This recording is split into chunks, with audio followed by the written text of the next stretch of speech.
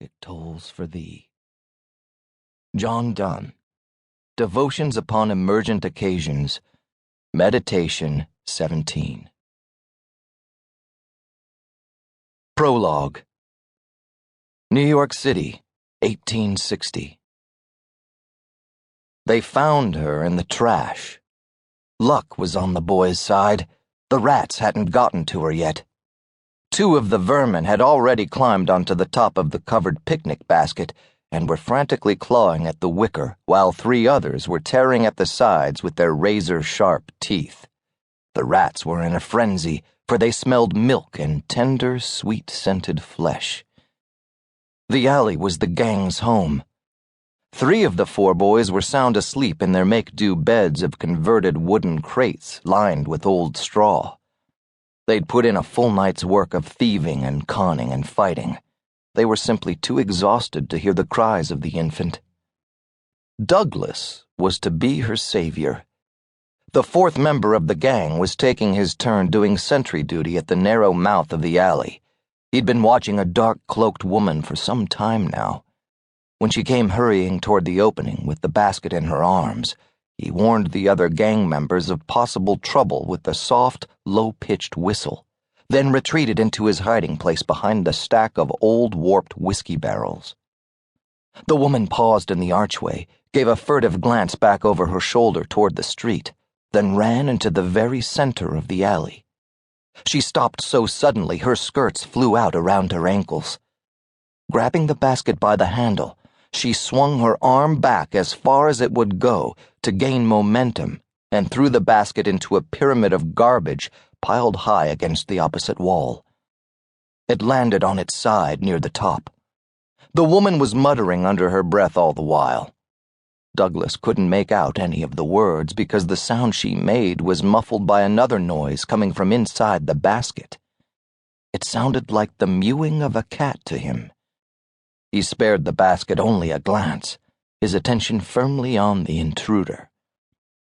The woman was obviously afraid. He noticed her hands shook when she pulled the hood of her cloak further down on her forehead. He thought she might be feeling guilty because she was getting rid of a family pet. The animal was probably old and ailing, and no one wanted it around any longer. People were like that, Douglas figured. They never wanted to be bothered by the old or the young. Too much trouble, he guessed. He found himself shaking his head and almost scoffed out loud over the sorry state of affairs in general, and this woman's cowardice in particular. If she didn't want the pet, why didn't she just give it away? He wasn't given time to mull over a possible answer, for the woman suddenly turned around and went running back to the street. She never looked back. When she was almost to the corner, Douglas gave another whistle. This one was loud, shrill. The oldest of the gang members, a runaway slave named Adam, leapt to his feet with the agility and speed of a predator. Douglas pointed to the basket, then took off in pursuit of the woman.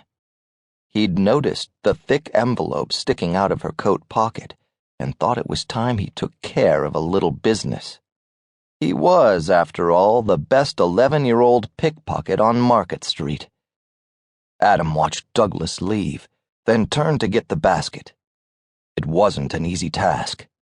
The rats didn't want to give up their bounty. Adam hit one squarely on the head with a jagged-edged stone. The vile creature let out a squeal before scurrying back to the street. Adam lit his torch next and waved it back and forth above the basket to frighten the other vermin away.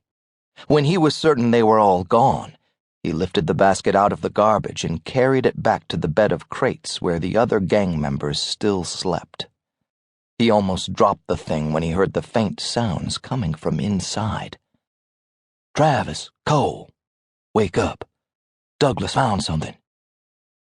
Adam continued on past the beds and went to the dead end of the alley.